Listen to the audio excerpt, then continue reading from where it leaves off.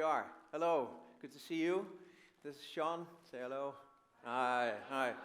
It's great to be here. So, shall we give the organization here one more round of applause because it looks great here, right? Come on. Woo! All right, in the next 20 to 25 minutes, I heard that the agenda is very strict, so I'll do my best to put it in time or else they'll be upset up there. So, let's get into it. The input paradigm. Now I'll say, ooh, yeah. So the input paradigm, it's a way of saying that the world is being shaped through the lens of data. And today we're going to show you a little bit how that plays out. Together with Sean, my colleague, we'll let you know. We are from Axveco. We help organizations transform their business through the business model through data and technology. We do that by a blended learning approach. We have more than 9,000 people who went through our courses, and we have many more companies who we are assisting. So we are, my name is Guido, and we made a little bit of a deep fake for you guys. That's me. And if we, yeah, so Roger, it's not like your work, right? It's different, yeah. So we said, oh, now AI and deepfake is for the masses. Everybody can do this. Not everybody can do what Roger does, fortunately, because it makes him so special. But this is for the masses. It's unbelievable. You can just render it. How much time did it take you? 1 day. 1 day, and we're done. Yeah. Hey, there's Sean. Hello, Sean. Yeah. Here we are. Looks a little bit creepy. Yeah. So this is us.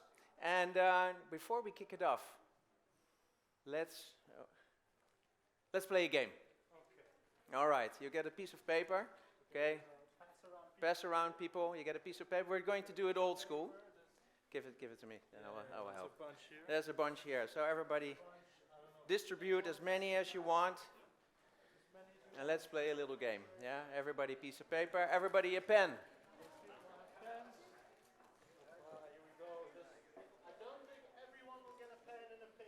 All right, pen and a paper. So everybody thought it's going to be an AI and a digital workshop, and now you have a piece of paper, right? All right, here we go. Shh. Everybody, I know it's very exciting to have a piece of paper in your hands instead of your iPhone. It looks a little bit weird these days, having a piece of paper. Yeah? Look at that. Who would have thought that at the day of AI and the day of digitization, everybody would have a piece of paper in their hands, right? Okay. In the next 5 seconds, I'm going to give you a task, yeah? So you only have 5 seconds. In these 5 seconds, I want you to draw a house. Go. Draw a house. 1, 2, 3, 4, 5. Pens down. Down, down, down, down. Don't cheat. For those who did not have a pencil, imagine what you have drawn, yeah? So, can you put it up? Hold it out, show it everybody. Look at that. How does it look? Oh my God. What? Can you explain this? Can you explain this? Anybody? Anybody wants to try and explain it? Why everyone drew so similarly?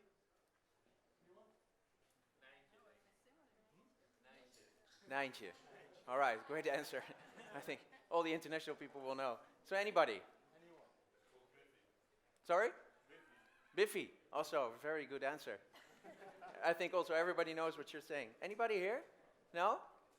Why did you all draw the same house? How is that possible?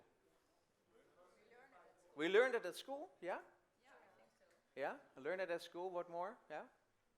Here? Collective knowledge, yeah, very good, yeah? Yeah? I think, what do you think? I think you learned the pattern somewhere along the line. The pattern, right. So, shall we see? Yeah, let's see what we predicted. Okay. All right. It's a page of 8. Here we go. Does it look like this? Right, yes. How could I predict this? How could I predict this? It's the most common, right? Yeah. So this is what we call a basic lesson in artificial intelligence. Yeah. I know the pattern, I can predict it. Here we are, and we made a sound, right? So this is what we do. This is our business. So let's go to the next slide. Who knows what this is? Who said that? At the back. You came by car? Oh no. Who can explain? Who does not know what this is? Yeah. So for the people who do not know, can somebody explain what it is? Can you explain what it is? With the camera, the mic. Yeah. Can you explain what it is? Flitsmeister. Flitsmeister is an app where you can see where you need to slow down in order to not get a fine. Exactly. Exactly. Very good. Very good. So, what kind of problem does it solve? Speeding tickets. Is that the real problem? Speeding tickets? You said it. Is the real problem tickets? No? No. The real problem is that they help you with is detection. The reason why you get a ticket is because you're not able to detect the speeding camera in time. So, who is helping you with this? No. The first one who gets a ticket.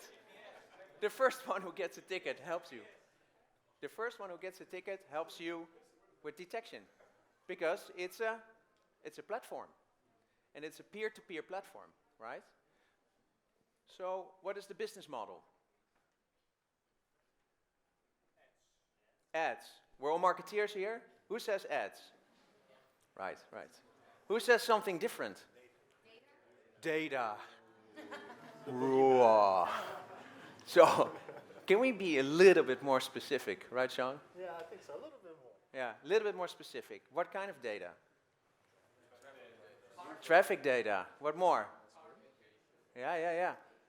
All right, so who is interested in this kind of data? What kind of users? Sorry? The driver? So the users on the road are interested in getting the data? Really, yeah? There are 2.2 million users of Flitsmeister every day. Billboards. That's all, again, marketing, yeah? Little bit further. No?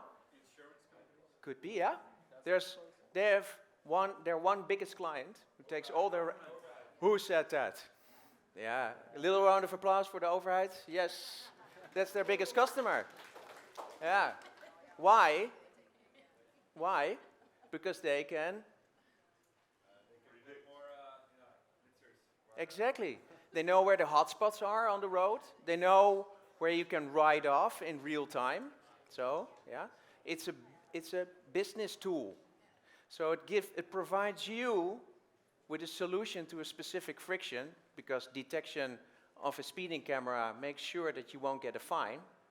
But the business model, their biggest client, who pays for the data and the insights, is, in Dutch, Rijkswaterstaat. So Rijkswaterstaat, the government of our roads, they pay Flitsmeister for the data, right? That's their business model. All right, do we understand this? Yeah? So how does it work? Because this is for you guys to understand how the business model, the data-driven business model is working. First step, you look at, let's see if this works, yeah. You look at what does the company or what does the organization wants to extract. What kind of wisdom, what kind of intelligence do they need? Yeah, first step. So in this case, in the old days, so talking about business and talking about where we come from, because that's our line, reactive maintenance in the early days was something that, okay, the light doesn't work, that is reactive.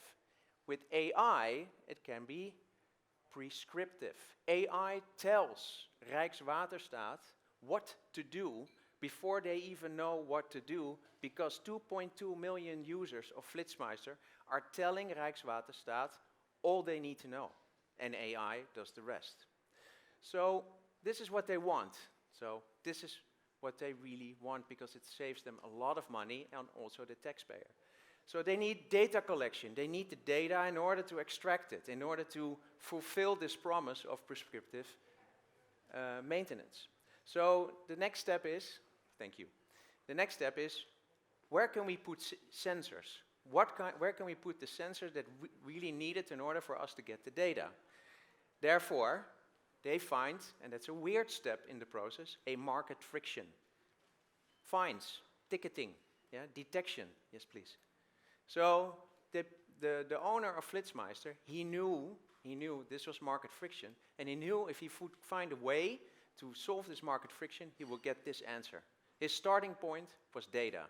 His starting point was looking at the world through the lens of data. And the next step was, he made a platform solution, which is Flitsmeister, and in the end, he monetizes the wisdom. There are 20 people working there, no, 50 people working there, and they have 2.2 million users, and let's say, for the argument, one customer. Yeah? And this is the data-driven business model. And it's everywhere. So let me go through it in just conceptual steps. You start at wisdom, you look at the data you want to collect, you look at market friction, and market friction, by the way, for the marketeers under you, it's always transaction costs. It's always search costs. If you look at Airbnb, transaction costs are high if you want to find a room somewhere in Amsterdam, but they help you with lowering their transaction and search costs. That's one step. And the next step is platform solution, and then you monetize it, yeah? So, next slide. I heard we talk a lot tonight about ethics, yeah? So we have to address it also. When we work with our clients, as we have said, we work for the suits, yeah? So we work for the business people at ANWB, PostNL. We teach at Nijrode. There's a lot of commissioners there and a board of advisors. And what we say, yes please, it's a fair exchange of value.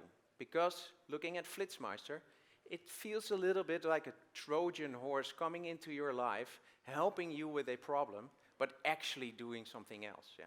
And that is the data-driven business model, and it's everywhere, yeah? Every digital product you see, it works like this. So a fair exchange of value is not a Trojan horse, but a Trojan unicorn, yeah? It has to be fair. So you give a little bit of your data, and what you get back is a solution. You give a little bit of data, and the company gets wisdom, yeah? Which is relevant for them.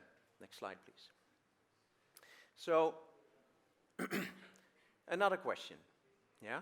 So now you have Flitsmeister. You know that 2.2 million users have Flitsmeister in their car. Who has Flitsmeister in their car when they start? Yeah, so many of you. Yeah, so you're part of the ecosystem. Yeah. So can you tell me the difference between Flitsmeister and a Tesla? What's the difference? Anybody? Accessibility. Okay. Anything else? When you have a Flitsmeister in your car, are you any different from a Tesla? No? Right? No. It's the same model. Only the design is a little bit different. Maybe a little bit more data, maybe a little more features. The model is the same. Let's go to the next one. What's the difference between a Tesla car and Verstappen's Formula 1? Absolutely zero, nothing. This goes faster, that's it. Maybe a little bit more data, that's it. But the model is the same. And let's go one step further. Who has a robot lawnmower in their garden? What is the difference between a Formula 1 car and your robot lawnmower? Absolutely nothing. It goes slower. Takes data from your garden, explains to whoever wants the data what kind of garden you have, how fast your grass is growing, what kind of structure it has, yeah? Okay, and what is the difference between a drone? Absolutely nothing, yeah? This is, yes please, the input paradigm. Every product based on data works like the same, exactly the same model, yeah? So, and this shapes the world, yeah? All these products are shaping the world through a lens of data, and make sure that on the one side a company extracts wisdom through data, and the other side a customer, or I have to say a user, because a user does not pay, has a solution based on friction. Yes, please. Why is this relevant for you? Who is a marketeer? Yeah? Who has heard of the death of cookies? Yeah. Yeah, that's going to be problematic in this world, right? Yeah. So the solution for this is first-party data. Guess what? All these companies, all these products, all these propositions have first-party data. Flitsmeister, first-party data. Tesla, first-party data, etc., etc., etc. So if you want to move to a new business model based on data, this is the way how it works. Yes, please.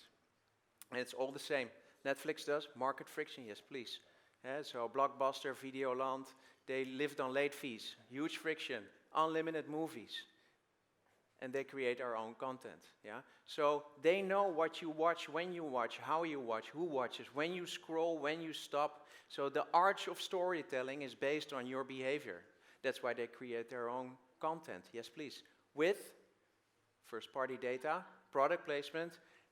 I'm pretty sure somebody here is from Adidas, so do not offend you, but they had product placement, and the white vans had an increase of 7,500% in sales instantly.